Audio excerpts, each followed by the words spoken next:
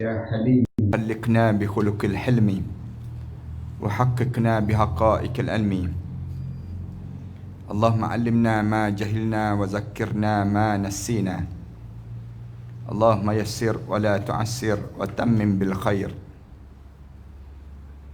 قال الله تعالى في كتاب العزيز بعد أعوذ بالله من الشيطان الرجيم.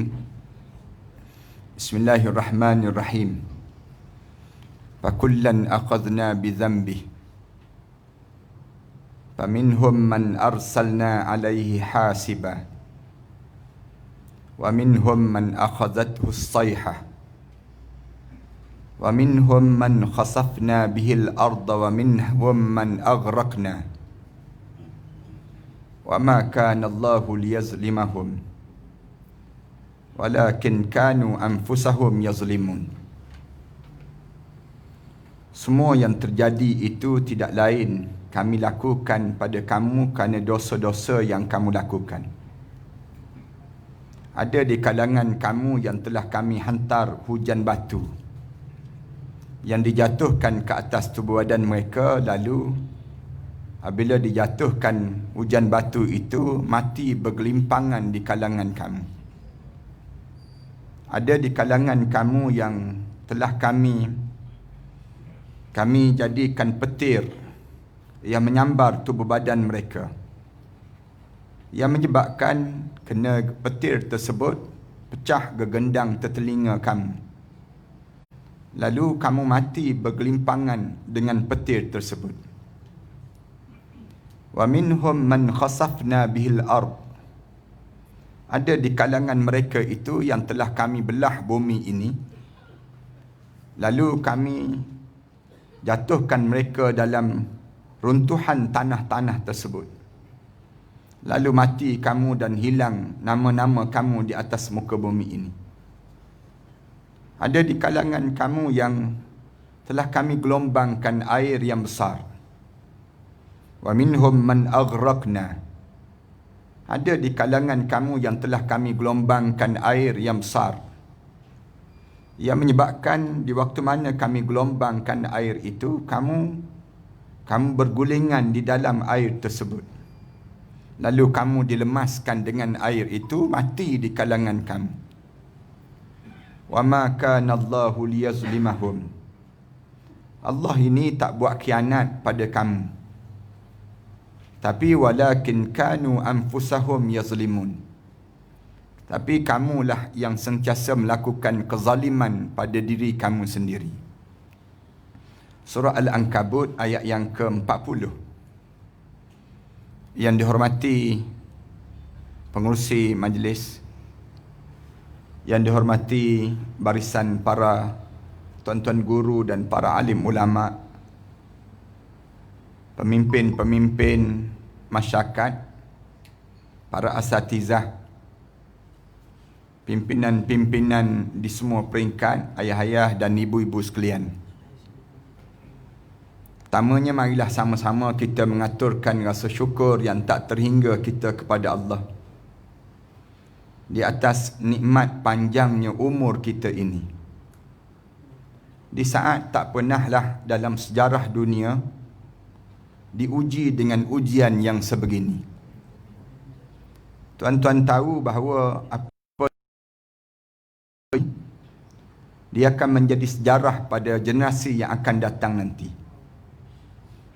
Kerana tak pernah dalam sejarah dunia satu penyakit yang dibawa ataupun wabak yang melanda dalam masyarakat itu menyebabkan kematian di kalangan kita hampir 1 juta lebih manusia. Sebelum daripada ini, mungkin kita pernah dengar penyakit yang berlaku di zaman sahabat Ridwanullah alaihim ajma'in yang disebut dengan ta'un amwas. Satu penyakit yang berlaku di zaman Sayyidina Umar Al-Khattab radhiyallahu anhu. Ini hanyalah menyebabkan kematian lebih kurang 20,000 lebih jiwa-jiwa manusia, yang menyebabkan terkorban sahabat-sahabat yang berada dalam keadaan demikian. Antaranya Abu Ubaidah Al-Jarrah, sahabat Rasulullah sallallahu alaihi wasallam. Dan di waktu itu ramai sahabat-sahabat yang telah gugur dalam peristiwa Ta'un Amwas. Kemudian lepas pada itu Allah tak jadikan penyakit ini, tak jadi berkembang sebagaimana berkembangnya penyakit sampailah zaman kita ini. Zaman kita ini Allah tunjukkan dengan mata kepala kita sendiri. Kita nampak bagaimana orang kita berkejaran, ketakutan terhadap kematian. Di kalangan kita, kita tak pernah terfikir yang kita kena solat sebegini rupa. Tak pernah dalam pemikiran kita, kita sampai tak boleh nak bersentuh di antara satu sama lain. Tak terbayang dalam hidup kita ini, Allah uji kita dengan ujian sebegini. Sehingga kan kita dapati masing-masing dalam keadaan ketakutan. Takutnya dengan penyakit COVID yang sedang melanda kita ini. Tuan-tuan, Islam diajar dalam hidup kita supaya kita tidak takut terhadap kematian.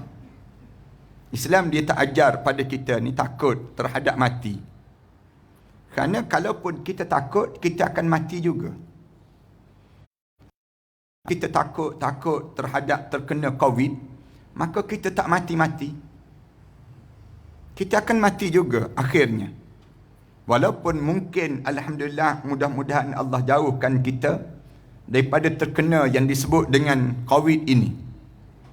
Tapi walaupun kita tak kena dengan COVID, kita kena faham bahawa penghujung kehidupan kita ini, kita akan bertemu dengan kematian juga. Tetapi Islam diajar pada kita supaya kita fikir macam mana kita nak hidup lepas pada mati.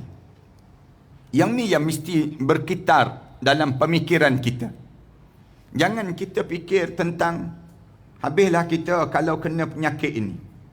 Takutnya kita kalau kita kena penyakit ini. Tapi dalam masa yang sama kita tak buat persiapan.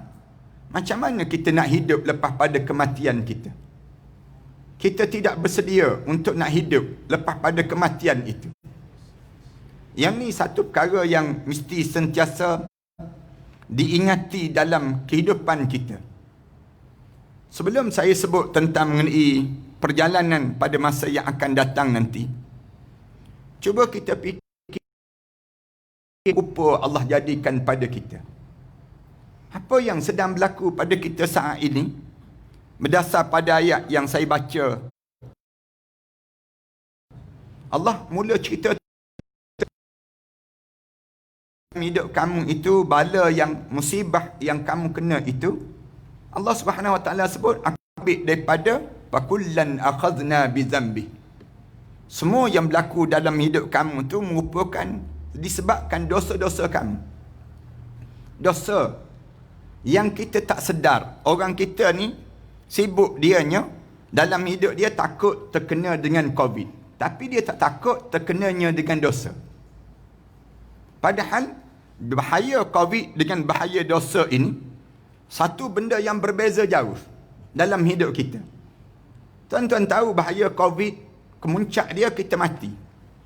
Tapi bahaya dosa, kemuncak dia masuk neraka. Yang kita kena faham dalam hidup kita, bila boleh jadi kita kata neraka jauh sangat kita nak bincang. Jauh tajuk yang disebut dengan neraka.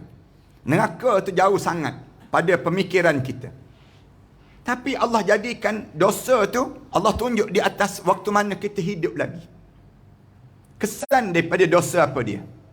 Dalam hidup kita, kita kena fikir perkara demikian. Mengapa dalam hidup kita ni, seringkali kita dalam hidup kita ni tak tahu nak ke mana. Jadi bela. Istilah anak-anak muda sebut, dalam hidup kita ni kita jadi buntu. Banyak benda yang membuntukan diri kita dalam hidup kita ini. Sedangkan tiap-tiap hari kita baca doa, tiap-tiap kali mana kita solat, kita sebut ihdinas siratal mustaqim. Ya Allah, bimbingkanlah kami ke jalan yang lurus, ya Allah. Apa? Kita baca doa tiap kali mana kita solat, tapi kita masih lagi tak tahu jalan lurus ni ke mana. Orang kita masih lagi terkapai-kapai dan terkial-kial. Tak tahu sebenarnya macam mana sepatutnya kita buat dalam hidup kita. Saya buat contoh yang mudah. Pernah tak dalam pemikiran kita, kita bayang macam mana kita nak lalui pada hari pertama kita diletakkan dalam kubur? Waktu jenazah kita diletakkan di dalam kubur, di saat mana kita rasa sejuk air yang mula jatuh di tubuh badan kita. Pernah tak terbayang pada diri kita macam mana kita nak buat hari yang kedua kita dalam kubur? Kita dalam kubur. Dalam kubur tu tiba-tiba keluar ular sebesar tengkuk unta yang cuba membelit jasad kita di hujung kaki kita. Macam mana kita nak lalui saat itu kita keseorangan? Pernah tak ayah-ayah, ibu-ibu, kalian berfikir seorang-seorang, menung seorang-seorang, hari yang ketiga kita dalam kubur, tiba-tiba keluar ulat sebesar telapak tangan daripada perut kita sendiri. Keluar dan ulat tersebut mula makan mamah daging-daging kita. Bunyi kerak-kerak. Di mamahnya daging-daging kita ini. Tulang-tulang kita. Macam mana kita nak buat di saat yang demikian? Cuba bayangkan, pernah tak terbayang dalam pemikiran ayah-ayah, ibu-ibu, dalam hidup kita ni, kita dah sebulan kita dalam kubur. Setahun kita di dalam kubur. Masa yang berlalu, semak samun dah kubur kita. Kemudian pernah tak kita bayang bagaimana kita bangun di padang mahsyar nanti? Saat mana kita bangun, nak suruh nama kita dipanggil oleh Nabi Muhammad sallallahu alaihi wasallam. Di khalayak orang lain semua tak ada yang memanggil nama. Manggil orang tu, panggil orang ni, dipanggil oleh Rasulullah. Nama kita. Untuk dipanggil oleh Rasulullah. Untuk kita boleh duduk bersimpuh di sisi Rasulullah.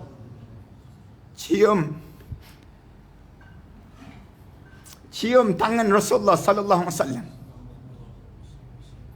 Pernah tak dalam hidup kita ni kita nak minum di telaga Kausar Rasulullah sallallahu alaihi wasallam? Nak buat waktu mana kita hidup atas dunia? Macam mana kita nak lalui saat mana kita melalui titian sirat? Kita berdiri di depan titian sirat.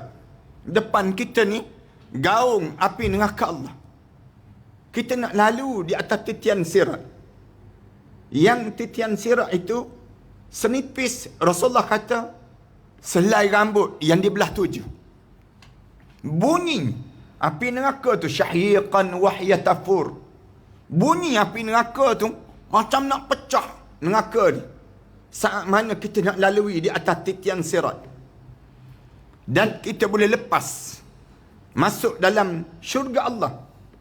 Dan kita boleh letak kepala kita di atas ribaan Nabi Muhammad sallallahu alaihi wasallam. Tuan-tuan, dalam hidup kita ni kan, kita jadi buntu. Kita tak pernah terfikir demikian. Dalam hidup kita, kita tak fikir demikian. Kita hidup dalam keadaan apa dia? Dalam keadaan kita fikir, macam mana kita nak makan sedap pada hari ini? Untuk perut kita. Fikir pakaian apa yang kita nak pakai pada hari ini? Kemana kita nak berjalan hari ini? Kita nak buat apa lagi dalam hidup kita? Sebab apa kita jadi berfikiran demikian? Sebab dosa-dosa, tuan-tuan. Dosa-dosa yang sering kali kita tak sedar. Sama ada kita buat tu dalam keadaan kita sedar, ataupun memang kita dalam keadaan tak sedar. Yang kita sebut, Allahumma ghfirli ma qaddamtu wa ma akhartu wa ma asrartu wa ma a'lantu wa ma anta a'lamu bihi minni. Yang kamu tahu dia tu dosa ya Allah, tapi aku tak perasan dia tu dosa ya Allah. Dosa-dosa ni menyebabkan kesan dia yang besar apa dia? Kesan dia pada hati kita. Dia bawa kesan pada hati seseorang. Hati kita ni, cuba kita tanya berapa kali dalam hidup kita, kita sembahyang mengalir air mata kita. Dalam hidup kita ni, berapa kali, setiap kali mana kita baca Quran, kita boleh mengalir air mata. Baca Quran.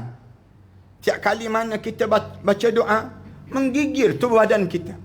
Takutnya kita. Kenapa kita tak dapat demikian? Kenapa orang lain baca doa ngalir air mata? Orang lain waktu mana di kalangan para sahabat ada yang sampai pengsan. Dengan kuliah, ada yang dengan kuliah, dengan tazkirah. Umar Abdul Aziz, misal contoh yang mudah. Baca ayat Quran sikit je.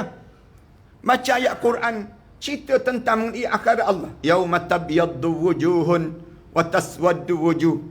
Hari yang Allah putihkan muka dan Allah hitamkan muka. Sahabat baca je ayat tersebut, pengsan terus. Umar Abdul Aziz rahimallah. Kita kenapa kita tak dapat demikian?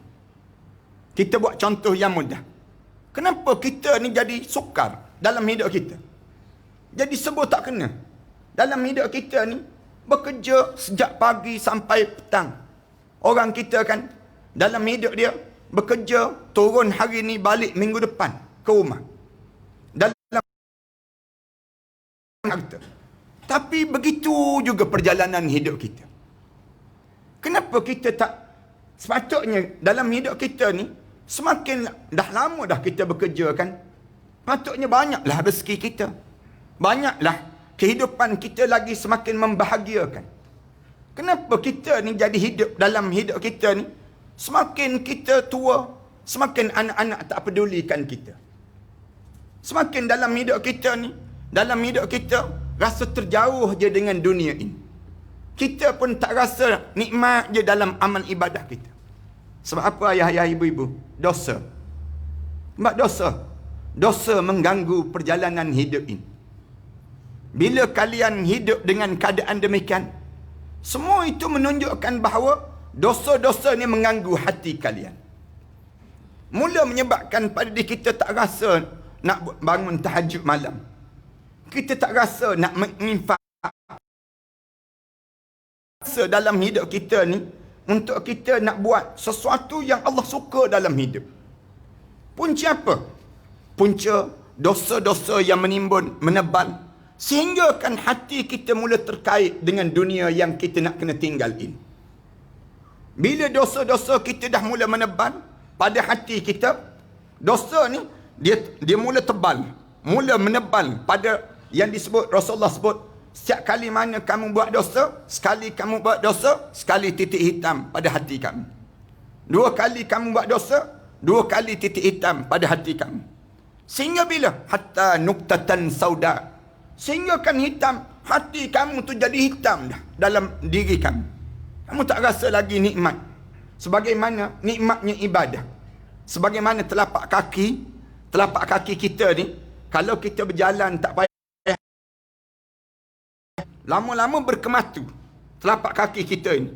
Kita pijak duri, kita pijak kaca, kita pijak apa pun tak terasa lagi. Sedar-sedar dia dah luka pada diri kita. Kenapa? Tebalnya kematu. Demikian juga dengan hati. Hati ini, bila kita buat dosa dalam hidup kita, dosa apa? Saya akan sebut sikit lagi. Biasa yang kita buat dosa dalam hidup, dalam diri kita ni, bila kita buat dosa kita tersebut, lama-lama hati kita ni jadi keras. Lama-lama jadi keras. Min ba'di dhalik, Allah Subhanahu Wa Taala sebut, kemudian semakin keras hati mereka tersebut. Hati orang Yahudi. Fahyakal hijarah, bagaikan batu, katanya Allah. Batu. Kamu dengan azan pun kamu tak rasa apa-apa. Kamu tengok benda yang berlaku, tak rasa apa-apa dalam hidup kamu. Kerah dah hati kamu. Fahyakal hijarah au ashaddu qaswah. Katanya Allah, ataupun lebih teruk daripada itu. Kerah dah hati kamu. Wa inna minal hijarati lama yatafajjaru minhul anhar. Allah cerita, batu-batu tu, kerah-kerah batu, kalaulah ada air yang mengalir, dia akan boleh pecah juga. Boleh pecah juga batu tersebut. Kerahnya batu. Wa inna minal hijarati lama yatafajjaru minhul anhar.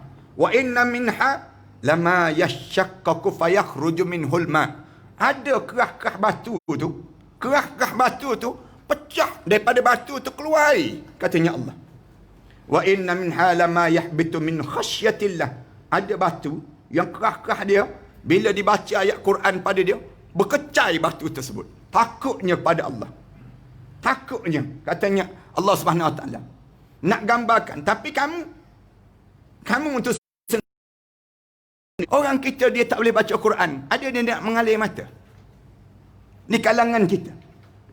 Kita tak boleh baca Quran, kita buat tak reti je. Ramai mana orang kita, dia tak boleh baca Quran. Padahal dia tak boleh baca. Saya buat contoh, kalau ada di kalangan jemaah-jemaah yang ada pada malam ni, yang tak boleh baca Quran, kalian kena berdebar sekarang. Lebih baik kalian menangis sekarang daripada kalian menangis dalam kubur nanti. Lebih baik kalian menangis di saat sekarang ini. Sekejap lagi kalian akan masuk kubur. Bila masuk kubur, kalian tak boleh baca, kalian tak boleh baca Quran. Kalian ingat, kalian boleh lepas depan Allah. Siapa yang meninggal dunia, di saat mana dia tak boleh baca Quran, dia masuk dalam kubur, confirm dia tak lepas menghadap depan Allah. Tak lepas menghadap depan Allah. Masuk je malaikat tanya terus. Quran boleh baca? Quran boleh baca? Tak boleh malaikat. Quran tak boleh baca? Tak boleh. Kamu buat apa di atas dunia? Allah kurniakan umur kamu 30 tahun, 40 tahun, 50 tahun, 60 tahun kamu hidup. Tegagak. Kamu buat apa di atas dunia? Tak boleh jawab. Tak boleh jawab. Nak sebutnya gambaran bagaimana dosa. Saya buat satu contoh dosa. Dosa dalam hidup. Lalu ditanya pada kita, dosa apa Ustaz? Yang biasa orang kita buat. Ulama-ulama sebut ada 3 dosa besar. Yang paling senang orang kita lakukan. Dosa apa? Yang pertama, dosa keyakinan yang hilang terhadap Islam. Ini satu dosa yang besar yang sedang berlaku dalam kehidupan kita. Orang Islam tapi tak yakin dengan Islam. Ini satu dosa yang tak sewajarnya berlaku dalam hidup kita. Hilang keyakinan terhadap Islam. Padahal kita ni semakin lama hidup, sepatutnya semakin kuat keyakinan dengan Islam. Yakin dalam hidup kita. Jangan cari selain daripada Islam dalam hidup kita. Allah ajar, wa man yabtaghi ghayra dinan falan yuqbala min. Siapa yang cari selain daripada Islam, satu cara hidup dia, dinan. Dinan ni jangan faham agama, tapi dipahami alim ulama ajar, dinan ni dia bukan macam agama Buddha, macam agama Yahudi, bukan agama begitu, tapi ini dinul hayah, satu cara hidup, way of life. Bahasa orang putih disebut demikian. Dinan ni maknanya segala benda kamu hidup dengan Islam. Siapa yang cari segala benda dalam hidup selain daripada Islam, falan yuqbala min. Allah sebut, Allah tak terima terus. Dosa, kamu buat dosa. Dosa keyakinan dipanggil. Ni dalam tak sedar orang kita buat dosa ni. Dalam tak sedar dia pergi percaya dengan nasionalis. Dia percaya dengan liberalis. Dia orang Islam, dia pergi percaya dengan sekularis. Dia orang Islam, dia pergi percaya dengan Syiah. Na'udzubillah min dzalik. Dia orang Islam, dia pergi percaya dengan pahaman-pahaman yang sedemikian rupa di dalam hidup dia. Wa huwa fil akhirati minal khasirin. Orang ni di akhirat nanti dia kosong menghadap di hadapan Allah. Dalam Al-Quran Karim Allah Subhanahu Wa Taala sebut, "Qul hal nunabbi'ukum bil akhsarina a'mala." Sebut wahai Muhammad. Sebut wahai Muhammad. Ada di kalangan umat kamu yang bila dia masuk dalam kubur, akhsarina a'mala, kosong amalan dia menghadap depan Allah. Tuan-tuan nak buat, bila kita masuk kubur, tengok kanan, pandang kiri, tengok pandang belakang, kiri kanan, belakang depan, tengok-tengok tak ada amalan semayang. Tak ada amalan puasa. Tak semayang ke? Semayang. Tak puasa ke? Puasa. Tapi kenapa jadi kosong? Alladzina dhalla sa'yuhum fil hayatid dunya. Dia biarkan disesatkan sepanjang dia hidup di atas dunia. Allah sebut, wahum yahsabuna annahum yuhsinuna sun'a. Dia sangka dia buat amalan tu dah cantik dah diterima di sisi Allah. Sembahyang tidak diterima di sisi Allah. Puasa dia tidak diterima di sisi Allah. Punca apa? Dosa yang dia buat dosa syirik pada Allah Subhanahu Wa Taala. Dosa besar yang dilakukan dalam hidup. Dia tak yakin dengan Islam. Bila tak yakin dengan Islam, ini dosa dalam hidup. Kita orang Islam tiba-tiba tak yakin dengan Islam. Pelik kan? Orang Islam tak yakin dengan Islam. Kita kata kat mana ustaz tak yakin? Orang kita tak yakin pada ekonomi Islam. Orang kita bila pergi ke bank dan sebagainya. Kita buat contoh. Pegawai bank tanya, nak buat loan cara Islamik ke nak buat cara konvensional? Dia tanya balik pegawai bank tersebut. Mana yang untung? Dia tanya. Dia tanya mana yang untung. Padahal pegawai bank tu dah bagi tahu dah. Ni cara Islamik. Ni cara konvensional. Anak-anak kita ni kan dalam bab pendidikan. Orang kita tak yakin dengan pendidikan Islam. Orang tanya dia, tak hantar anak belajar Quran ke? Atau hantar anak menghafal Quran ke? Dia tanya balik, ada masa depan ke? Dia tanya. Orang Islam tak yakin dengan pendidikan Islam. Pelik kan? Kita lebih yakin dengan pendidikan sekular dibandingkan dengan pendidikan Islam. Ini dosa dalam hidup. Dosa ni akan mengeraskan hati di kalangan kita. Bila kita yang ni pun kita dah tertutup, kita nak bincang dosa-dosa yang lain, dosa syirik pada Allah, kita tak yakin dengan Islam. Tu dalam bab pendidikan. Dalam bab politik, saya nak sebut demikian. Ramai mana orang kita tak yakin dengan politik Islam? Orang kita boleh sebut politik suku, agama suku. Ramai di kalangan kita demikian. Sehingga kan kita menafikan dalam hidup kita ni yang disebut dengan politik Islam. Padahal yang diajar oleh Rasulullah sallallahu alaihi wasallam. Rasulullah mengajar, kalau kamu tak berpolitik, nanti orang kafir akan menguasai politik kamu. Bila kita tak berpolitik cara Islam, lalu orang yang tidak ada agama, dia akan libatkan diri dia, lalu dia buat dosa-dosa dalam hidup ini. Yang ni nak sebut gambaran bagaimana dalam hidup kita tak yakin dengan Islam. Dalam hidup kita ramai mana orang kita tak yakin dengan kebudayaan Islam, hiburan Islam.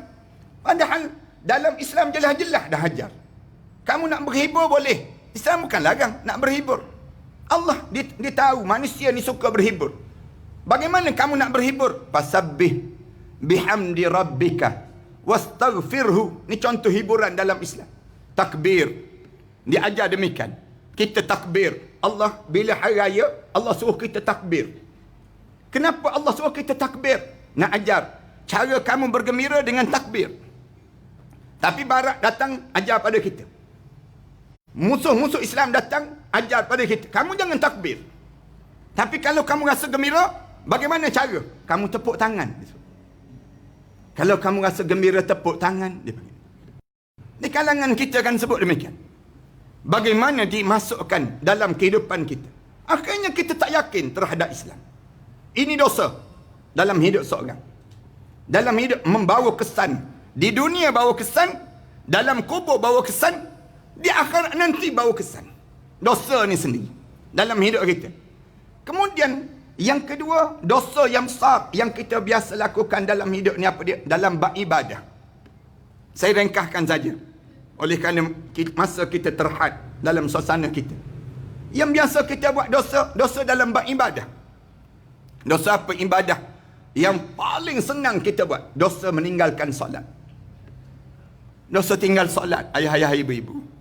Dosa kita cuai terhadap solat. Sehingga Allah sebut, fawailul lil musallin. Pergi mampus kamu dengan solat kamu, katanya Allah. Allah tak adalah kalimah yang kasar yang Allah guna. Untuk orang yang sembahyang, Allah sebut fawailun. Fawailun ni kalau orang belajar bahasa Arab, bila orang Arab dia nak baling anjing, dia ambil kayu, dia akan sebut wailul lakayakal. Dia sebut, pergi mampus kamu wahai anjing. Allah guna kalimah yang sama untuk orang sembahyang. Allah sebut fawailul lil musallin. Pergi mampus kamu untuk kamu dengan sembahyang kamu. Pergi jahannam kamu dengan sembahyang kamu. Kenapa Allah sebut demikian? Alladzina hum an salatihim sahun. Kamu main solat kamu. Dengan aku ni kamu boleh lagi mengejek-ngejek. Kamu sembahyang tapi kamu main. Ulama bincang panjang. Macam mana alladzina hum an salatihim sahun? Macam mana orang yang sembahyang tu dia main dengan Allah? Ada alim ulama sebut dekat dengan asar baru nak sembahyang zuhur. Dekat dengan maghrib baru nak sembahyang asar. Ada orang yang, ada alim ulama kata bukan itu yang Allah masukkan. Tapi Allah masukkan orang yang dia sembahyang tapi hati dia menerawang tempat lain. Hati dia tu dalam keadaan yang dia solat, tapi hati dia tak fokus langsung terhadap solat dia. Angkat takbir, Allahu Akbar. Tapi hati dia mula berjalan. Masuk mahkota perik, keluar mahkota perik. Masuk pasar malam, keluar pasar malam. Masuk round je. Sehingga kan solat kita tak ada nilai langsung terhadap solat. Allah Subhanahu Wa Taala sebut. Allah tak sebut fawailul lil zakah, tak sebut. Pergi mampus kamu dengan zakat. Allah tak sebut fawailul lil hajj, pergi mampus kamu dengan haji. Tapi Allah sebut fawailul lil musallin, pergi mampus kamu dengan sembahyang kamu. Sembahyang apa yang jadi demikian pada diri kita? Yang pertama sembahyang fardu, orang kita tak jaga. Betul-betul kan ayah-ayah, ibu-ibu, semenjak-menjak kita solat ni kan, dalam hidup kita ni, semenjak-menjak kita solat ni, berapa kali dah kita solat? Bila kita solat, kita boleh basah tempat sujud kita. Dalam solat kita. Kita solat sejak daripada muda sampai tua kan? Dalam hidup kita. Berapa kali dah ayah-ayah, ibu-ibu, kalian datang ke masjid, tengok-tengok, orang dah dapat sahwi yang tamu. Kita pun menangis, teresak-esak kat belakang. Kerana kita tak dapat sahwi yang tamu. Berapa kali dalam hidup kita ni, dalam solat kita ni, bila kita sebut Allahumma hdini fi man hadait, wa'afini fi man afait. Waktu mana solat subuh kita ni, bergegar tangan kita. Takutnya, ya Allah, kalau kamu tak pandang aku, ya Allah. Ni dalam diri kita. Berapa kali? Kenapa kita tak dapat demikian? Kerana dunia kita semakin membesar, akhirat kita semakin mengecil dalam hati kita. Yang ni yang bahaya sangat. Yang sedang berlaku. Dunia menjadi tamak. Bila tamak terhadap dunia, kita mula mengecil akhirat. Dia akan kesan demikian. Kesan yang besar, bila kita dah dunia besar, akhirat jadi kecil, kesan besar pada dia, pada solat kamu. Solat kita ni terkesan kerana dunia kita.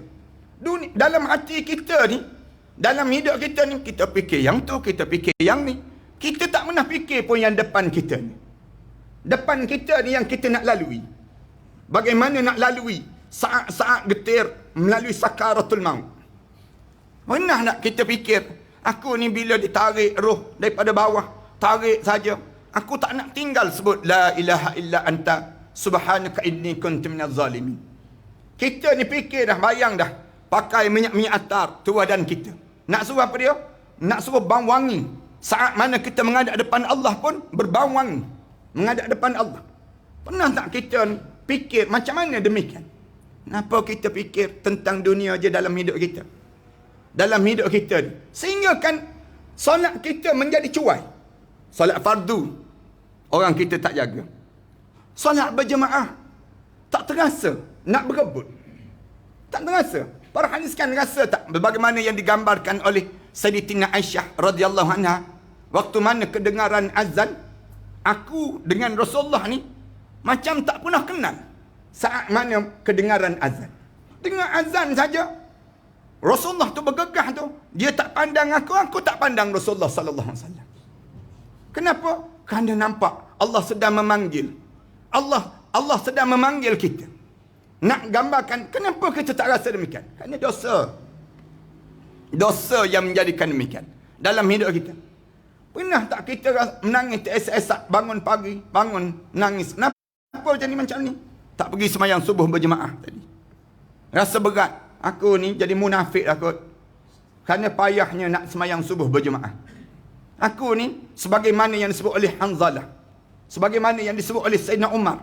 Sayyidina Umar, waktu mana dia tahu saja senarai orang munafik berada pada Huzaifah ibn Yaman, dia terus pergi berjumpa dengan Huzaifah. Dia tanya tu Huzaifah, aku dengar cerita senarai ahli munafik di kota Madinah ni ada dengan kamu. Rasulullah bagi senarai ini pada kamu. Huzaifah sebut, ya. Huzaifah sebut demikian. Huzaifah, tolonglah kamu tengok dalam senarai nama tersebut, ada tak nama Umar Al-Khattab? Umar ini dalam senarai tersebut. Takutnya Sayyidina Umar. Tanya Huzaifah. Huzaifah sebut, kamu mertua Rasulullah. Kamu sahabat Rasulullah. Kamu orang yang hampir. Umar kata tak. Aku takut aku di antara orang munafik di kota. Kita rasa demikian. Kalaupun ada orang tersebut pada kita, aku tengok muka kau ni munafik je misal contoh. Mesti kita marah terus. Kita yang marah. Kau jangan senang-senang memunafikkan orang ni. Orang kita jadi demikian. Padahal kita subuh pun sukar untuk datang berjemaah. Ibu-ibu, kalau ibu-ibu dapati suami ibu-ibu sukar datang sembahyang subuh berjemaah, ibu-ibu sedang memiliki suami yang munafik dalam hidup. Ibu-ibu jangan rasa senang. Tak. Kita kalau suami kita tak datang sembahyang berjemaah, kita tahu dah, aku memiliki suami yang sukar untuk mentaati perintah Allah. Kerja ibu-ibu, kejut suami. Pagi-pagi lagi kejut suami. Bangun, bang. Pergi sembahyang subuh berjemaah. Pergi isyak berjemaah. Nanti kalau abang boleh jaga solat ini, kita di kalangan keluarga-keluarga mukmin di kawasan ini. Nak sebutnya gambaran demikian pada diri kita. Kemudian, solat apa lagi? Solat tahajud. Solat tahajud, ayah-ayah, ibu-ibu. Di saat mana kalian berusia 60 tahun ke atas, kalian jangan tinggal walaupun satu malam untuk tahajud. Bangun ayah-ayah, ibu-ibu. Jangan malas untuk bangun tahajud. Bila kita boleh jaga solat tahajud dalam hidup kita, itu tanda kita sedang membuang segala dosa-dosa kita. Mula menghapuskan dosa-dosa kita. Ini cara di antara yang disebut salah satu amalan yang perlu kita buat untuk dosa yang kita terbuat ini. Lalu kita hapuskan dengan apa dia? Bangun solat tahajud malam. Bangun solat tahajud malam dalam hidup kita. Dosa apa lagi orang kita buat? Dosa yang disebut dengan tak boleh bacaan Al-Quran tadi. Ini dosa yang dalam tak sedar orang kita tak boleh baca Quran. Biar-biar je. Quran tak boleh baca, WhatsApp boleh baca. Pelik betul orang kita. Quran tak boleh baca, Facebook, Instagram ada. Bukan sekadar Instagram, TikTok pun ada. Nak sebutnya berianya dia. Tapi Quran tak boleh baca. Jangan, parahanan sekian, jangan jadi demikian orang mukmin. Orang mukmin ni, kalau tak boleh baca Quran, datang jumpa dengan AJK seorang. Bagi tahu pada AJK seorang, saya antara ahli qaryah yang tak boleh baca Quran. Menangis sekarang. Duduk je bagi tahu, saya tak malu, saya nak bagi tahu saya tak boleh baca Quran. Tolong bantu saya. AJK Surau tolong umum. Ahli qaryah yang boleh baca Quran, tolong daftar. Ahli qaryah yang tak boleh baca Quran, tolong daftar. Ketemukan mereka. Sedarakan mereka bagaikan Ansar dan juga Muhajirin. Jadikan mereka bagaikan adik-beradik. Kamu belajar dengan orang ni. Orang ni, tolong ajar pada orang ni. Rasulullah sebut, khairukum man ta'allama al-Quran wa 'allamah. Orang yang terbaik di kalangan kamu, orang yang sibuk belajar Quran dan dia mengajar orang lain pula dengan Al-Quran Karim. Begitulah hidup kita sebagai seorang mukmin. Kerana bila kita boleh baca Quran, kita telah menghapuskan dosa-dosa kita. Secara automatik kita hapuskan dosa-dosa kita. Bila kita tak boleh baca Quran, kita membiarkan timbunan dosa itu semakin bertimbun dan bertimbun dalam hidup kita. Yang ni yang kita kena lakukan. Bagi tahu pada AJK, saya tak boleh baca Quran. AJK pula, jangan pula jawab. Bertenang-bertenang. Sebenarnya saya pun tak boleh baca juga, katanya AJK. Jangan jawab demikian. Buat malu company je dipanggil. Kita ni, biar kita ni dalam keadaan yang berlumba di kalangan kita. Hidupkan suasana Al-Quran. Termasuk dengan hafalan Al-Quran. Termasuk dengan tulisan Al-Quran. Tulis Al-Quran. Bumi Melaka ni, bumi yang bersejarah dengan kedatangan awal Islam. Patutnya semua depan saya ni, tuan-tuan guru, guru alim semua. Kerana tempat inilah tempat asal datangnya Islam. Orang lain dapat Islam ni, hasil daripada Melaka.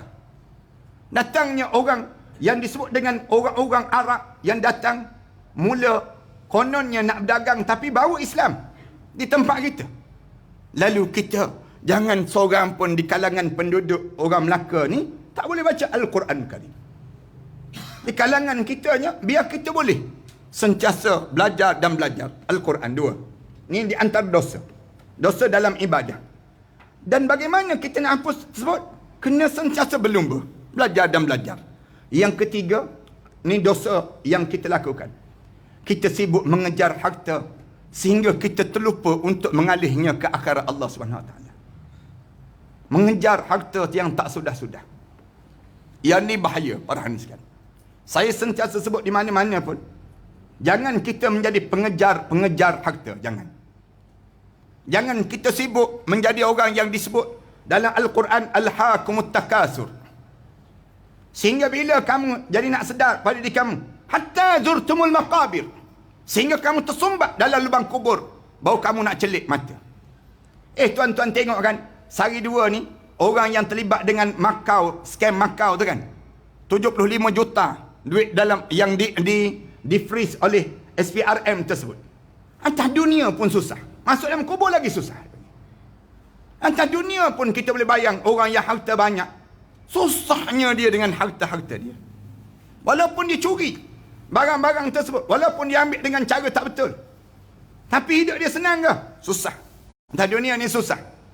Dengan harta ni tidak memudah. Tetapi dia akan menyusahkan dalam hidup. Lalu bagaimana Islam suruh? Allah buka jalan penyelesaian terhadap harta kita. Kamu cari harta, jangan kamu simpan untuk dunia. Tapi kamu carilah harta untuk kamu bawa ke akhirat Allah. Jangan simpan di atas dunia. Orang kita ni dia simpan. Orang tanya simpan untuk apa? Dia sebut simpan untuk bekalan hari tua, Ustaz. Siapa yang ajar? Dia jawab, KLSP, Ustaz. KLSP ajar supaya simpan untuk bekalan hari tua. Islam tak pernah pun mengajar demikian. Islam mengajar harta simpan untuk akhirat. Macam mana nak simpan untuk akhirat?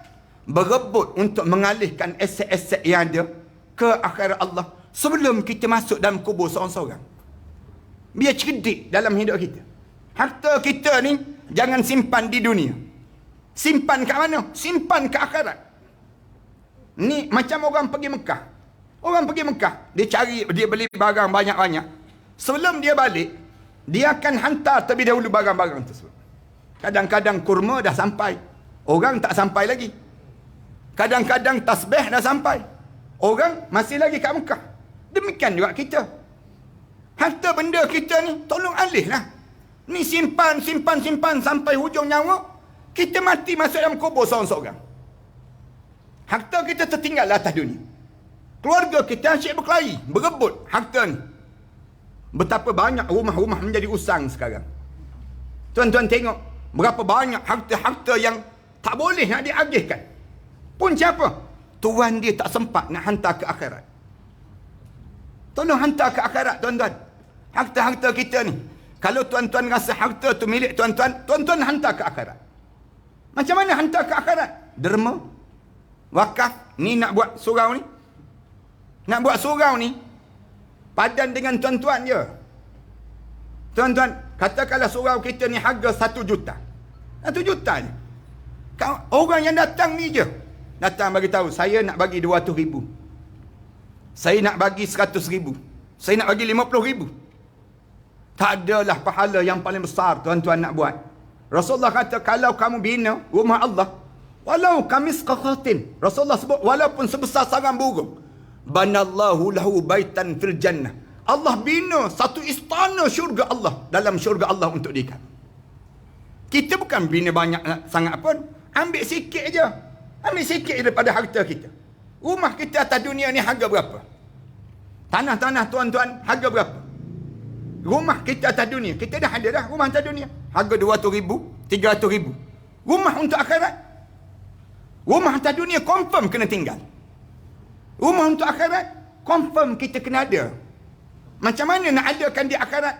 Tolonglah ambil harta-harta kita ni, bagi tahu pada AJK surau. Bagi tahu pada AJK masjid. Bagi tahu. Panggillah anak-anak kita. Abah ada tanah. Tanah abah ada 6 ekar. Misal contohnya. Kamu ambil sekar seorang. Adik-beradik. Manakala rumah ni jangan ambil. Tapak rumah ni pun jangan ambil. Ini milik abah dan juga milik mak kamu. Bagaimana? Abah nak hantar ke akhirat. Macam mana nak hantar ke akhirat? Datang jumpa dengan AJK seorang. Saya meninggal dunia, isteri saya meninggal dunia, tapak rumah tu dan rumah itu milik surau. Saya wakaf. Bila kita meninggal dunia, masuk dalam kubur, jumpa balik rumah kita. Tak percaya, cuba try mati, tak percaya. Saya nak sebut bagaimana gambaran Allah sediakan untuk diri kita. Janji Allah tak pernah Allah mungkiri. Allah nak tengok setakat mana kamu mencintai dunia ke, ataupun kamu mencintai akhirat dalam hidup kita. AJK seorang masjid, ambil je rumah tapak tersebut, umum pada masyarakat, kami nak jual tanah wakaf ini, rumah wakaf ini. Kami nak jual. Harga 200,000 misal contohnya. Tapi kami nak jual 150,000 saja. Yang 50,000 lagi tu, 50,000 lagi tu harga yang pembeli yang perlu datang untuk semayang berjemaah di surau ini. Harga 50,000 tersebut. Kalian nak beli, kalian kena sanggup datang berjemaah. Antara ahli. Kemudian lepas pada ni, harga 50,000 tu juga harga yang perlu kalian wakafkan balik untuk masjid dan surau bila kalian meninggal dunia. Akhirnya, harta benda orang Islam akan berkisar di kalangan kita saja. Yang ni yang kita kena faham. Di kalangan kita. Panjang lagi dalam perbincangan ini. Tapi memadailah saya sebut, ini dosa yang sering kali terjadi di kalangan kita. Dalam tak sedar, kita mati masuk dalam kubur, terseksa kita. Kenapa terseksa? Harta benda kita tertinggal lagi atas dunia. Nama kita, anak-anak kita tak tukar lagi. Nama bil elektrik masih lagi nama kita. Sedangkan kita dah dalam kubur. Saat mana kita dalam kubur, nama tu masih lagi nama orang yang orang dah meninggal dunia. Masih lagi dengan akaun tersebut. Kita lagi hutang. Setiap kali mana anak-anak kita berhutang, lagi itulah kita akan tanggung. Berapa lama kita nak menanggung keadaan demikian. Ini dosa, saya nak sebut. Dosa yang biasa orang kita lakukan. Dan dosa di antara dosa-dosa besar dalam masyarakat kita. Kemudian yang ketiga, bias dosa besar lagi dalam hidup. Kita tak jaga kita. Orang kita ni, dia tak sibuk nak jaga dirinya sendiri. Jaga daripada apa dia? Daripada api neraka Allah. Kita tak jaga diri kita daripada dihumban dalam api neraka Allah. Rasulullah pesan, ittaqun nar walau bisyaqqit tamrah. Rasulullah sebut, takut kamu dengan dihumban dalam neraka Allah walaupun sebiji kurma. Sebiji kurma dibelah dua. Kamu kena jaga diri kamu.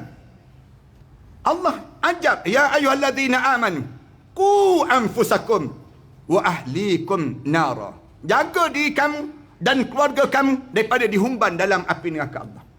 Dosa apa kita buat dalam hidup kita? Dosa kita tidak menjadikan kita ni ahli syurga. Na'udzubillah min dzalik. Jangan begitu. Berubahlah dalam hidup kita, menjadikan diri kita nampak di dunia ni lagi ahli syurga. Orang nampak dah kita ni ahli syurga. Pakaian kita pakaian ahli syurga. Cara bercakap kita bercakap ahli syurga. Kehidupan kita ni semakin dekat dengan menghadap depan Allah, sehingga orang tahu dia ni kalau meninggal dunia mesti ahli syurga.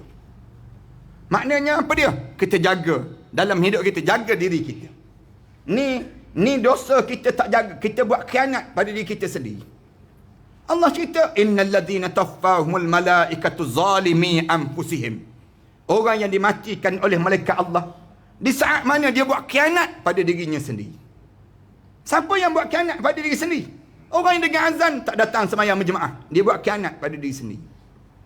Dia jangan sebut padan muka tu imam aku tak datang. Dia tak boleh sebut demikian. Dia kena sebut padan mukaku kerana aku tak datang. Ni kaedah dalam hidup kita, cara kita berfikir dalam hidup. Ni kenapa kamu tak jaga diri kamu? Akan ada kan orang kita buat khianat pada diri sendiri. Bila masuk dalam kubur, malaikat tanya terus, qalu fi ma kuntum. Kenapa kamu mati macam ni? Bila kamu masuk dalam kubur ni, mati di saat mana tak boleh baca Quran. Mati di saat mana kita tak tahu. Malaikat tanya, kamu belajar tafsir dengan siapa? Kamu belajar hadis dengan siapa? Kamu belajar, guru kamu nama apa? Dia pun jawab, nama Google. Nama Google, ya Allah. Dia tak pernah dia duduk dengan orang saleh di atas dunia. Bahkan orang saleh dicaci makinya padanya. Orang kita ni jangan main-main. Ramai yang dia rasa, dia kata, Orang soleh pun bukan Nabi, bukan maksum ni sebut. Dia boleh sebut demikian. Dia kata, dia orang. Dia orang. Jadi kita boleh makilah dia. Senang je dia nak sebut. Ditulisnya dalam Facebook. Ditulisnya dalam Instagram. Tak ada rasa malu langsung dalam peribadi dia. Untuk dia nak menggambarkan bagaimana buruknya peribadi dia. Tanda-tanda ahli neraka pada diri dia tersebut. Nak sebutnya gambaran. Bila masuk demikian, dia jawab terus dalam kubur. Bila mereka tanya, kenapa kamu mati macam ni? Dia jawab balik. Qalu kunna mustad'afina fil ard. Malaikat, kami atas dunia ni orang lemah. Tak sempat. Malaikat nak pergi belajar-belajar. Tak sempat. Nak menuntut ilmu. Tak sempat. Nak bangun tahajud malam. Tak sempat. Malaikat tanya balik. Qalu alam takun ardullahi wasi'ah. Bumi yang Allah buat pada diri kamu ni sempit sangat ke? Tidakkah Allah jadikan bumi ni luas untuk kamu? Fatuhajiru fiha. Maka sepatutnya pada diri kamu ni berubahlah dalam hidup kamu. Jadi semakin baik pada diri kamu. Faulaika ma'wahum jahannam. Malaikat jawab terus. Ginilah Allah telah sediakan tempat kamu dalam neraka jahannam. Wasa'at masira. Neraka jahannam ni seburuk-buruk tempat yang Allah sediakan pada kamu. Jangan khianat pada diri sendiri. Tuan-tuan jangan buat zalim. Ramai orang kita ni buat zalim pada diri sendiri. Doa yang dibaca kan, yang biasa kita sebut, Rabbi inni zalamtu nafsi. Wahai Tuhanku, aku sentiasa buat khianat pada aku sendiri. Faghfirli, tolong ampun dosaku ya Allah. Ni dosa yang kita buat. Dosa apa lagi yang dibuat dalam akhlak ni? Hubungan kita dengan ibu dan ayah kita perhatian. Dosa-dosa ni tuan-tuan, terutama bagi orang lelaki saya nak sebut. Tuan-tuan tolonglah jaga mak ayah tuan-tuan. Saya nak sebut, tuan-tuan jadi mak ayah kan. Kebanyakan di kalangan kita yang berusia ni, kita terasa hati dengan anak lelaki kita. Anak lelaki kita terasa hati. Kenapa terasa hati? Kerana anak lelaki kita sibuk jaga isterinya dan anak-anaknya. Dia tak sibuk lagi menjaga kita. Kebanyakan di kalangan kita demikian. Tuan-tuan perasan ke? Mak ayah kita ni terasa hati dengan kita. Ramai di kalangan kita dia tak perasan. Kerana kesibukan hidup. Dia tak boleh nak jaga. Dia tak boleh nak jaga mak dia. Tak boleh jaga ayah dia. Ada setengah di kalangan kita rela hantar mak dan ayah ke rumah jagaan orang tua. Dibandingkan dia yang kena jaga. Bila tanya, kenapa kamu tak jaga mak kamu dan ayah kamu? Mak saya dan ayah saya, Ustaz, kalau dia datang rumah saya, mesti dia berkelahi dengan isteri saya. Mesti dia berkelahi dengan isteri saya. Ini kebanyakan orang kita jawab demikian. Dia kata, kalau saya nak jaga mak saya, dia kata menyebabkan saya tak terjaga isteri saya. Kita tanya balik, Allah suruh jaga isteri ke Allah suruh jaga mak ayah? Dalam hidup kita ni, Allah suruh jaga mak ayah. Wahai orang lelaki, kalian jangan bersikap demikian. Curang dengan Allah. Khianat dengan Allah. Mak ayah ni rela duduk seorang-seorang. Anak 5 orang, 6 orang. Dalam hidup dia tersebut, tak boleh anak-anak ni nak jaga hubungan dengan mak ayah ni sendiri. Kenapa? Jaga hati isteri lebih daripada jaga hati mak ayah. Bahkan saya nak sebut pada orang perempuan, kalian jangan sekali-kali di saat mana suami kalian sedang sibuk jaga mak ayah, mak mertua dan ayah mertua, tiba-tiba kalian datang untuk menyibukkan diri di saat demikian. Jangan isteri pula bagi ancaman pada suami. Pilih antara nak jaga saya ke nak jaga mak ayah. Ada orang perempuan dia sebut demikian. Jangan angkat suara depan suami kalian. Ibu-ibu, kalian angkat suara di hadapan suami kalian, hancur lebur amalan-amalan kalian. Habis semayang kalian, habis puasa kalian. Jangan angkat suara depan suami. Sehingga kan orang lelaki, bila sering kali orang perempuan angkat suara di hadapan dia, menyebabkan datang penyakit pada orang lelaki. Penyakit apa dia? Dalam tak sedar. Jadi penyakit takut bini, dia panggil demikian. Orang kita dalam tak sedar jadi takut dengan isteri. Takut dengan isteri. Sampai tengah-tengah minum, kadang-kadang tengah minum dengan saya ni, tiba-tiba dengar panggilan telefon tu, jatuh gelas yang tengah minum. Jatuh gelas. Dia, bila kita tanya kenapa? Isteri saya telefon, Ustaz. Isteri telefon? Kenapa dengan isteri kamu telefon? Ya, isteri saya, Ustaz, dia telefon. Betul ke isteri kamu angkat telefon, ustaz tengok ni. Nama isteri saya. Dia tulis Lang Sui. Dia tulis Lang Sui terus. Yang teruk lagi single apa. Dia buat demikian. Dia jawab. Kita nanti jawab. Dia jawab depan kita tu. Jawab. Dia bagi salam je. Assalamualaikum. Assalamualaikum tu. Isteri dia tengking terus. Kat mana? Katanya isteri. Kat mana terus? Tak sempat nak jawab lagi salam suami. Jangan cakap kasar demikian. Jangan. Kalian angkat je suara depan suami kalian. Habis amalan-amalan kalian. Hancur lebur. Demikianlah seorang anak. Jangan angkat suara depan mak ayah. Jangan angkat. Allah ajar pada diri kita. Wa qada rabbuka alla ta'budu illa iyyah. Wa bil walidaini ihsana. Imma yablughanna indakal kibar ahaduhuma aw kilahuma fala takul lahumā uffin wa la tanharhuma. Allah sebut. Jangan sebut depan mak ayah kamu. Jangan kamu tengking wa la tanharhuma. Jangan kamu tengking kata-kata kedua mereka sebut. Wa qur rabbirhamhuma kama rabbayani saghira. Sebut pada Allah, ya Allah, belah kasihanlah pada ayah saya dan ibu saya sebagaimana dia membela saya sewaktu mana saya kecil dahulu, ya Allah. Sebut pada Allah demikian. Bila mak ayah kita angkat suara pada kita, angkat tangan, rabbirhamhuma, ya Allah, belah kasihanlah pada mak ayah saya, ya Allah, kama rabbayani saghira. Kalaupun mak ayah kamu tengking, kamu kata macam-macam gaya pada kamu sebut je, wahai Tuhanku, tolong belah kasihanlah pada kedua ibu bapaku, ya Allah, sebagaimana dia telah belah kasihan pada aku waktu mana aku kecil dahulu, ya Allah. Ini gambaran dalam hidup kita.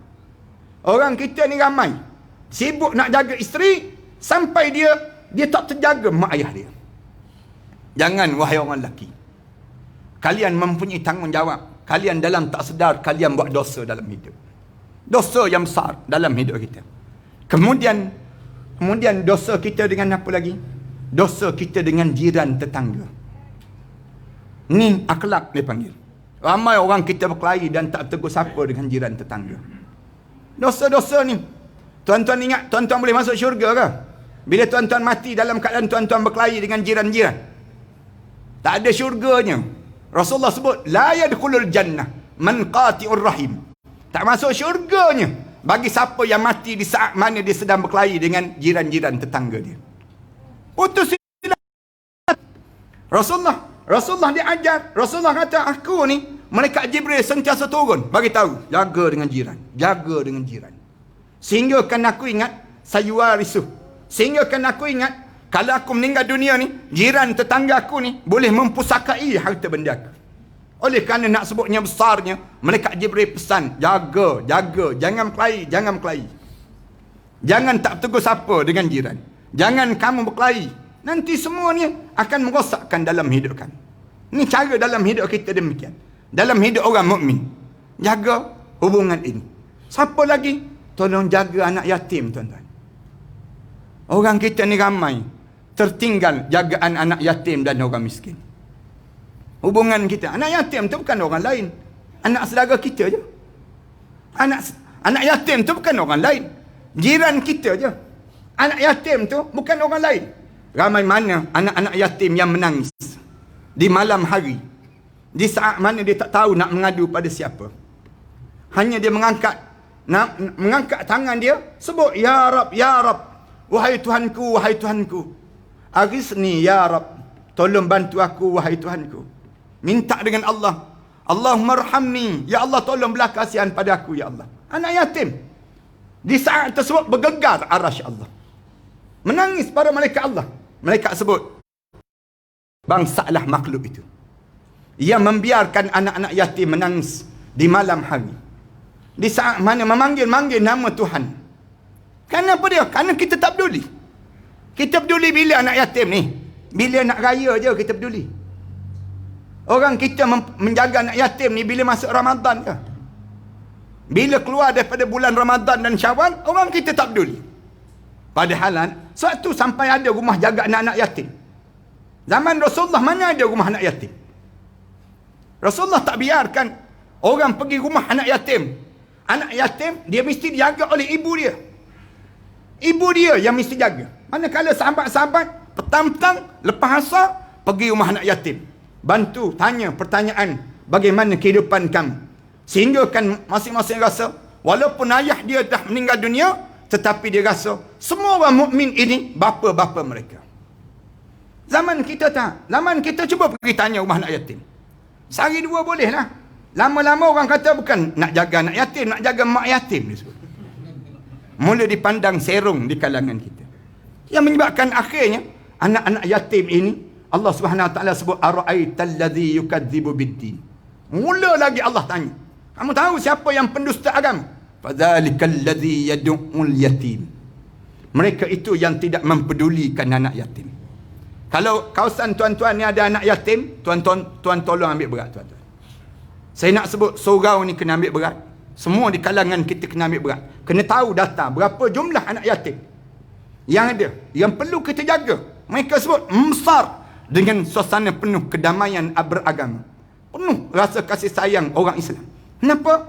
Kerana sukar dan payahnya ibu-ibu yang menjaga anak yatim itu. Sehingga kan Rasulullah kata, siapa yang jaga anak yatim, dia jaga betul-betul, sehingga kan dia dalam syurga ni, kahata ini. Rasulullah tunjuk macam ni.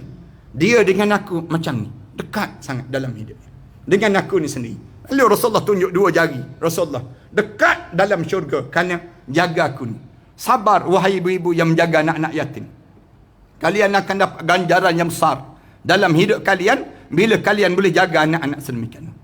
Bagaimana kita nak buat amalan untuk kita boleh lepaskan yang disebut dengan semua dosa-dosa tadi. Ni baru masuk tajuk dia panggil begini. Bagaimana amalan yang kita nak buat supaya kita boleh terlepas dan kita boleh selamat? Yang pertama, tolong banyakkan taubat pada Allah. Taubat. Sebanyak mana taubat? 70 kali sehari. Jangan malas untuk bertaubat. Taubat pada Allah. Minta ampun. Allah nak suruh kita bertaubat, Allah gunakan kalimah berlarilah minta ampun pada Allah. Jangan lambat-lambat. Allah guna wasari'u ila maghfiratin min rabbikum. Berlari kamu, katanya Allah. Minta ampun ni jangan kamu tangguh-tangguh. Jangan sebut inni fa'ilun zalika ghadan. Jangan sebut saya nak buat akan datang, baru saya nak buat. Jangan sebut demikian. Tapi kita kena, bila kita rasa aku ni banyak dosa, nak tahu banyak dosa tak banyak dosa, bila hati kita berkarat, tak rasa sensitif terhadap agama, tu dosa banyaklah tu dalam hidup kita. Maka dalam keadaan demikian, yang pertama taubat pada Allah. Ada seorang pemuda yang datang jumpa dengan Rasulullah dalam keadaan muram wajah dia, sedih sangat. Dia tunduk je, dia sebut, ya Rasulullah, aku datang nak bagi tahu pada kamu, aku ni banyak dosa ya Rasulullah, banyak dosa. Kemudian Rasulullah tanya dia, kemudian aku bertaubat pada Allah, apakah Allah akan mengampunkan dosa aku ni ya Rasulullah? Rasulullah jawab, ya, Allah akan ampun dosa kamu. Dosa aku banyak ya Rasulullah disebut. Dosa aku banyak ya Rasulullah. Sebanyak mana Rasulullah sebut? Sebanyak di antara langit dan bumi. Lebih daripada itu ya Rasulullah disebut. Lebih daripada itu ya Rasulullah. Apakah Allah mengampunkan dosa aku ya Rasulullah? Rasulullah kata, Allah akan ampunkan dosa kamu, walaupun sebanyak buih di lautan. Dosa kamu sebanyak buih lautan, selagi mana roh kamu belum sampai di ghargharin. Inna Allah yakbalu taubatu abdin hatta lam yugharghir. Allah terima taubat hamba dia sehinggalah roh dia sampai di halqum. Rasulullah sebut, Allah terima. Walaupun roh di hujung kaki, Allah terima lagi. Di lutut, Allah terima lagi. Di pusat, Allah terima lagi. Kalau kita taubat pada Allah. Nak sebutnya demikian. Pemuda itu jawab, ya Rasulullah, tapi sayangnya Rasulullah, aku kembali mengulangi perbuatan yang lalu itu. Aku buat kembali dosaku ya Rasulullah. Apakah Allah akan terima kalau aku bertaubat pada Allah lepas pada tersebut ya Rasulullah? Rasulullah jawab, ya, Allah akan terima taubat kamu. Kemudian dia memandang wajah Rasulullah, ya Rasulullah, kemudian aku kembali lagi, kali yang tiga aku buat lagi dosa itu ya Rasulullah. Aku ulang lagi ya Rasulullah. Kemudian Rasulullah tanya, kemudian aku datang bertaubat pada Allah, apakah Allah akan terima taubat aku ya Rasulullah? Rasulullah jawab, ya, Allah akan terima taubat kamu. Lalu pemuda tu dongak kepala, tanya Rasulullah, ya Rasulullah, sampai bila Allah akan terima dosa-dosa aku ni? Aku ni buat kemudian aku taubat, kemudian aku ulang kembali, kemudian aku taubat lagi, kemudian aku ulang lagi, kemudian aku buat lagi. Sampai bila ya Rasulullah? Rasulullah jawab, sehinggalah kamu berputus asa dalam kamu minta ampun pada Allah. Allah tak pernah berputus asa dalam mengampun dosa kamu. Bagaimana besarnya rahmat Allah. Nak sebutnya penyayangnya Allah dengan diri kita. Tapi sombong kita kan. Kita ni sombong. Dalam kita buat dosa, dalam hidup kita ni, tak pernah nak cepat-cepat nak minta ampun. Biar je pada diri kita. Tahu dah kita ni ada dosa. Tahu dah dalam hidup kita ni buat benda yang dilarang oleh Allah. Tapi kita biarkan pada diri kita demikian. Yang pertama. Yang kedua, Rasul diajar dalam Islam, kita nak hapuskan dosa kita, berpindahlah daripada satu suasana yang buruk kepada satu suasana yang baik. Dalam nak minta ampun pada Allah, berpindahlah. Sama ada berpindah tempat, sama ada kitanya berpindah pribadi, sama ada kita berpindah persahabatan. Jangan lagi bersahabat dengan orang-orang yang menyebabkan kita ni, menjadikan diri kita ni semakin jauh dengan Allah. Dalam amalan kita yang kita kena buat, tolong berpindah, tuan-tuan. Maksudnya tolong berhijrah. Yang dimaksudkan dalam hadis Rasulullah sebut, hijrah itu kamu tinggalkan daripada yang buruk kepada yang baik. Itu tanda hijrah dalam hidup. Siapa yang nak buat, nak hapus dosa dia, tolonglah dalam hidup dia dan bergerak. Cari tempat orang soleh. Duduk dengan tempat yang soleh. Saya tengok tempat tuan-tuan ni orang soleh-soleh ramai, tuan-tuan. Saya rasa bagaimana tempat ini penuh dengan keberkatan. Kita rasa ketenangan pada diri kita dan kebahagiaan pada kita. Kita rasa ni tempat yang baik. Tuan-tuan berlumba di kalangan kita ni untuk jadikan kita ni di antara orang soleh tersebut. Di kalangan kita demikian. Perubahan dalam hidup. Yang ketiga, dalam hidup kita, untuk nak hapuskan dosa kita ini, pada diri kita, tolong banyakkan kita bersedekah di jalan Allah. Bersedekahlah dalam hidup kita. Rasulullah pesan demikian. Wahai wanita Ansar, Rasulullah kata, bersedekah kamu. Banyakkan bersedekah. Kerana dengan kamu bersedekah, menyebabkan menutup kemarahan Allah. Menutup kemarahan Allah. As-sadaqah tutfi'ul ghadab Allah. Sedekah ni menutup kemarahan Allah. Kalau kita ni berterusan dalam keadaan kita ni bakhil, kedekut dalam diri kita, tak pelik COVID-19 ini semakin merebak dan semakin merebak. Kalau tuan-tuan nak suruh tempat tuan-tuan selamat, tuan-tuan bersedekah, tuan-tuan. Dengan bersedekah ni, tuan-tuan infak, dia akan menutup kemarahan Allah dengan sedekah. Ini nak sebutnya gambaran pada diri kita dan menghapus dosa kita. Dan yang kelima, tolong banyakkan berbuat amalan yang baik. Dia akan menyebabkan pada diri kita menghapus dosa-dosa kita. Allah Subhanahu Wa Taala sebut, innal hasanat yuzhibnas sayyi'at. Bila kamu buat benda-benda yang baik dalam hidup kamu, menghapus dosa-dosa yang lalu yang kamu lakukan. Jangan sebut dan jangan ulang. Jangan kita sebut cerita-cerita lama dalam hidup kita. Jangan cerita balik segala kesilapan kita dahulu. Memadailah dengan kita menyebut kepada Allah, ya Allah, tolong ampunkan dosaku. Bila kita sebut, dia akan hidup balik dosa tersebut. Jangan sebut pada diri kita. Maka dengan cara macam mana jangan sebut? Buat benda yang baik. Buat benda yang baik. Bila kita buat benda yang baik, Allah padamkan yang lalu, yang lepas-lepas dalam kehidupan kita. Sebanyak mana pun dosa yang kita buat sebelum daripada ni, Allah tutup. Dengan syarat, kamu jangan ungkit balik. Jangan cerita. Jangan duduk dengan anak cucu kita, sebut, atuk dulu ada 15 orang kekasih.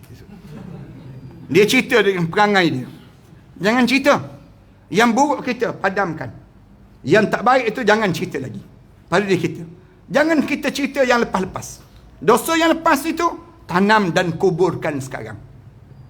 Jangan kita biarkan dosa-dosa itu menyebabkan kita jadi pada diri kita rosak. Dan yang akhir dengan orang-orang saleh dalam hidup. Bila kita duduk dengan orang saleh, maka dia akan menghapus dosa-dosa bukan dalam kehidupan itu. Cari orang soleh. Duduk dengan orang soleh.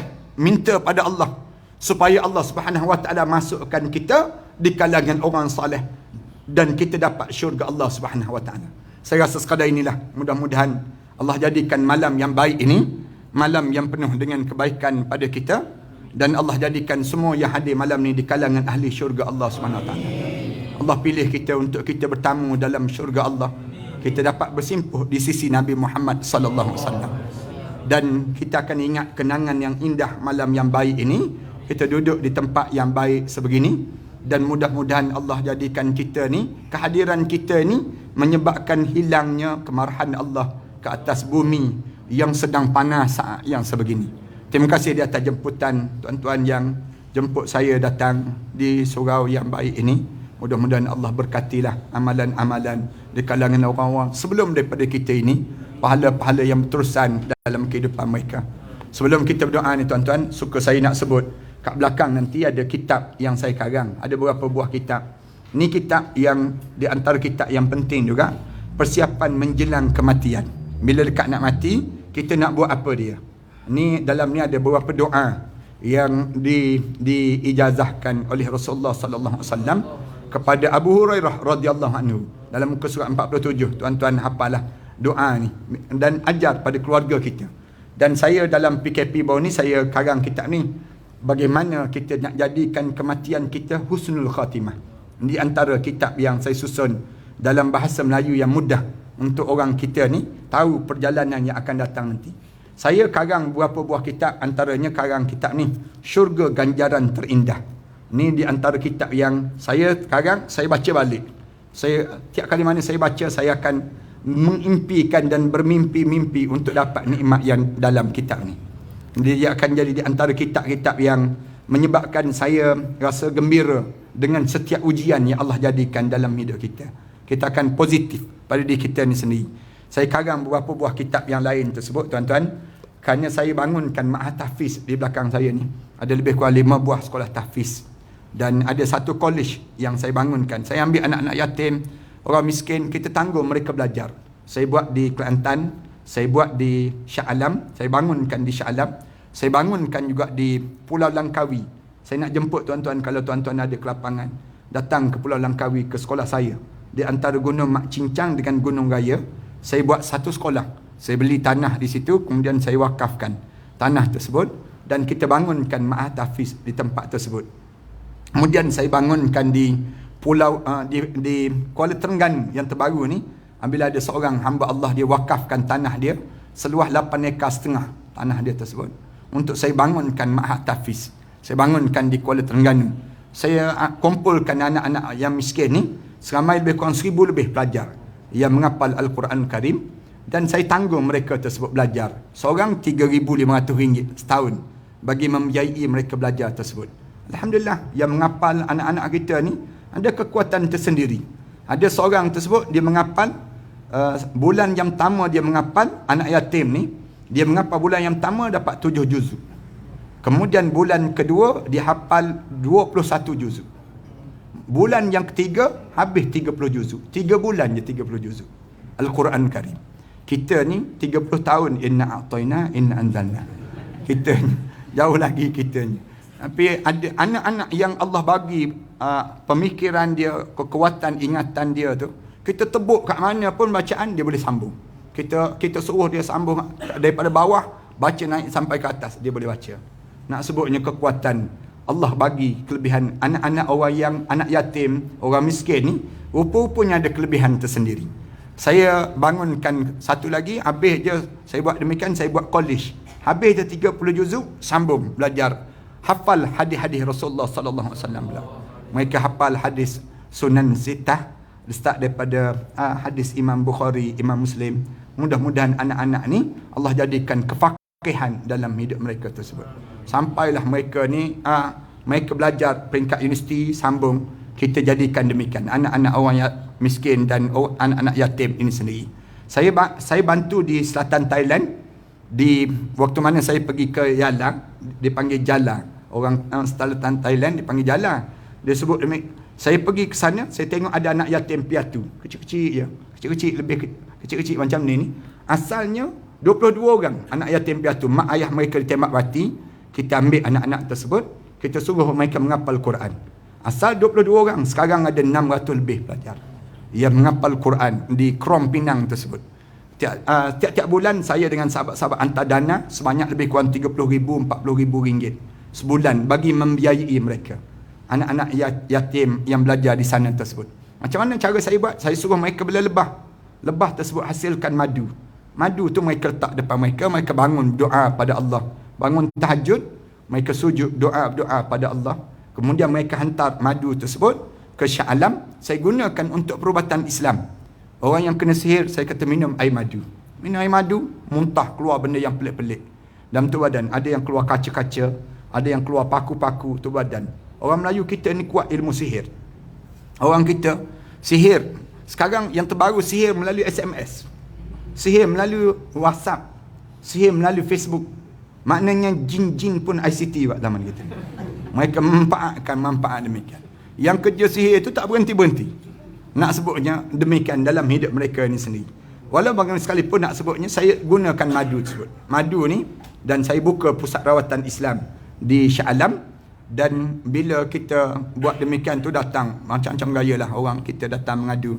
Malam-malam mimpi ular, mimpi air banyak, mimpi dalam rumah lama, kemudian gigi bunyi kak. Apa benda ni ustaz? Dia sebut. Saya jawab, ni gangguan saka. Orang kita ramai kena gangguan saka. Menyusu bayi, kadang-kadang mimpi demikian. Menyusu bayi, budak-budak kecil banyak dalam mimpi demikian. Apa benda ni? Ni saya sebut gangguan saka. Saka ni masalah. Tapi kalau kena gangguan pusaka, tak masalah langsung. Tu senyum-senyum je. Lotion gini, saya guna minyak zaitun dan habatus sauda. Cuba tuan-tuan sapu. Kalau tuan-tuan kena demikian, sapu malam-malam dekat sendi-sendi kat belakang. Dan juga kita buat amalan selawat pada Rasulullah, letak di hujung-hujung kaki dan sebagainya. InsyaAllah mudah-mudahan kita selamat daripada gangguan-gangguan demikian. Madu tu pun ada kat luar, nanti tuan-tuan boleh dapat. Kalau tuan-tuan tak dapat juga yang lain, tuan-tuan ambil yang ni lah, pamphlet ni. Tuan-tuan balik ke rumah nanti. Kemudian pergi mana-mana bank CIMB, bank Maybank dan sebagainya. Ada nombor akaun kat sini. Tuan-tuan pergi sana tu, berdiri depan Mission Bank tu, semayang sunat istikharah dulu sana je. Nak infak ke tak infak, nak derma ke tak derma. Cuma saya harap supaya tuan-tuan dahului surau ini, kerana kita nak cepatkan sangat dana untuk nak bangunkan balik. Pakat-pakat lah di kalangan kita. Kalau kita pakat 5,000 seorang pun cepat dah, banyak dah manfaat yang kita dapat. Niat untuk arwah ayah, niat untuk arwah mak. Mudah-mudahan inilah satu cara untuk kita nak sampaikan pahala untuk mereka, walaupun kita dah tak bersama dengan mereka sebut. Bismillahirrahmanirrahim. Alhamdulillahirabbil alamin. Wassalatu wassalamu ala asyrafil anbiya'i wal mursalin wa ala alihi wa sahbihi ajma'in. Allahumma ighfir dhunubana wa liwalidina warhamhuma kama rabbayna saghira wa li jami'il muslimina wal muslimat wal mu'minina wal mu'minat al ahya'i minhum wal amwat. Ya Allah, ya Tuhan kami, di malam yang akan tangan ini ya Allah, saat bumi ini sedang pandangkan COVID-19 ini ya Allah, menjadi ancaman besar dalam kehidupan kami ini ya Allah. Ya Allah, kami tadahkan tangan ini ya Allah, agar kamu redakanlah kemarahan kamu ya Allah. Kamu rahmatilah kami ya Allah. Kamu belah ihsanlah pada anak-anak yang kecil itu ya Allah. Kamu kesian belahlah pada orang-orang tua yang sedang sujud pada kamu itu ya Allah. Kami mentadahkan tangan ini ya Allah, agar kamu damaikan kembali perjalanan hidup kami ini ya Allah, agar kehidupan kami menjadi sebahagia-bahagia di dunia maupun di akhirat nanti ya Allah. Ya Allah, ya Tuhan kami, izinkan bibir kami menyebut la ilaha illallah Muhammadur Rasulullah di akhir perjalanan hidup kami nanti ya Allah. Tatkala mana terbujur kaku jenazah kami nanti ya Allah, kamu ampunkanlah dosa kami ya Allah. Saat mana dimandikan jenazah kami nanti ya Allah, kamu gugurkanlah dosa kami dengan guguran air yang merenjis badan kami itu ya Allah. Saat mana kami dikapankan nanti ya Allah, kamu putihkanlah amalan kami ya Allah, lebih putih daripada kain kapan yang balut jasad kami itu ya Allah. Saat mana kami diusung untuk disolatkan nanti ya Allah, kamu pilihlah anak kami yang paling soleh ya Allah, ia akan mengimamkan salat jenazah kami nanti ya Allah. yang akan mengusung jenazah kami nanti ya Allah, yang akan membawa kami ke liang lahat nanti ya Allah. Ya Allah, belah kasihanlah pada kami kala mana jenazah kami diturunkan ke barzah nanti ya Allah. Ringankanlah himpitan kubur itu ya Allah. Wangikanlah kubur kami dengan wangian raihan daripada syurga kamu ya Allah. Ya Allah, di kala mana sunyinya kubur kami nanti ya Allah, jangan kamu sunyikan daripada doa-doa anak yang saleh untuk kami ya Allah. Ya Allah, ya Tuhan kami, jadikanlah malam pertama kami di barzah nanti ya Allah malam yang terindah dalam hidup kami ya Allah. Di saat tersebut ketemulah kami dengan arwah ayah kami, arwah datuk nenek moyang kami, arwah pasangan hidup kami, arwah anak-anak kami yang meninggal dunia sebelum daripada kami di Illiyin ya Allah. Saat sebegini ya Allah, kerinduan itu seringkali bertandang dalam hidup kami ya Allah.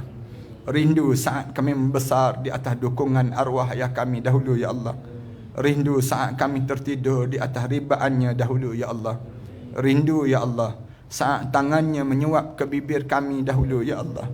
Rindu ya Allah saat-saat kami mengelilingi tubuh badan yang munggil itu ya Allah, berlari dan memeluk dan mencium arwah ayah kami dahulu ya Allah. Rindu ya Allah saat mana kami terjaga di malam hari ya Allah, kedengaran esakan tangisan arwah ayah kami minta ampun terhadap dosa-dosanya itu ya Allah. Rindu ya Allah saat-saat kami besar dalam kekeluargaan kami dahulu ya Allah, kemeriahan hilai tawa kami dengan adik-beradik kami ya Allah. Rindu ya Allah, kamulah yang mengetahui betapa rindunya kami pada mereka yang telah meninggal dunia sebelum daripada kami ini ya Allah. Jadikan tadahan doa kami ini ya Allah, menjadikan kubur mereka di antara taman pada taman-taman syurga ya Allah. Jangan kamu jadikan kubur mereka di antara kawah pada kawah-kawah neraka ya Allah. Ya Allah, ya Tuhan kami, ampunkanlah dosa kami terhadap kedua ibu bapa kami ya Allah, khususnya dosa kami terhadap ibu kami ya Allah. Seketika dahulu ya Allah, kami mengakui kami pernah bercakap kasar di hadapan ibu kami ya Allah. Kami pernah meninggikan suara di hadapan ibu kami ya Allah. Kami pernah ya Allah membentak-bentak kata-kata ibu kami ya Allah. Kami pernah ya Allah bercakap kasar di hadapan ibu kami ya Allah. Kami pernah ya Allah menghempaskan pintu ya Allah saat nama kami dipanggil dan dipanggil oleh ibu kami ya Allah. Kami pernah ya Allah melakukan sikap yang kasar di hadapan ibu kami ya Allah, sehingga akan mengalir air mata ibu kami terhadap kesilapan kami itu ya Allah. Kami tidak sengaja melukakan hati ibu kami ya Allah. Kami tidak sengaja melukakan hati ibu kami ya Allah. Kami tidak sengaja ya Allah. Ampunkanlah dosa kami ya Allah. Masih berbaki lagikah redha kedua ibu bapa kami untuk kami saat ini ya Allah. Ya Allah, kalau begitu ya Allah, mengapa kehidupan kami ini diuji dengan ujian-ujian yang sebegini ya Allah? Kerana dosa-dosa itukah pula ya Allah yang menyebabkan anak-anak kami bercakap kasar di hadapan kami ya Allah? Kerana dosa-dosa itukah pula ya Allah kehidupan kami seringkali berantakan sahaja ya Allah? Kerana dosa-dosa itukah pula ya Allah yang menyebabkan solat kami tidak menjadi sekhusyuk dahulu lagi ya Allah? Kerana dosa-dosa itukah pula ya Allah menyebabkan malam-malam kami menjadi lena yang panjang ya Allah, menjadi sukar untuk kami bangun di penghujung malam ya Allah? Kerana dosa-dosa itukah pula ya Allah yang menyebabkan hidup kami ini diuji dengan ujian-ujian yang sebegini ya Allah? Ya Allah, seburuk mana pun kami ini ya Allah, sejahat mana pun kami ini ya Allah, sejijik mana pun kami dengan dosa-dosa ini ya Allah, segunung mana pun kesilapan yang pernah kami lakukan di dunia ini ya Allah, pandanglah kami dengan pandangan rahmat kamu ya Allah. Pandanglah kami dengan pandangan rahmat kamu ya Allah. Pada siapa lagi kami mampu mengadu doa ini ya Allah, yang maha mendengar rintihan kami ini ya Allah, kecuali kamu lah ya Allah. Rabbana alaika tawakkalna wa ilaika anabna wa ilaikal masir. Rabbana ja'alna muqimas salah wa min dhurriyyatina Rabbana wa taqabbal du'a. Rabbana atina fid dunya hasanah wa fil akhirati hasanah wa qina adzaban nar. Sallallahu ala Muhammad wa ala alihi wa sahbihi wasallam. Alhamdulillahirabbil alamin.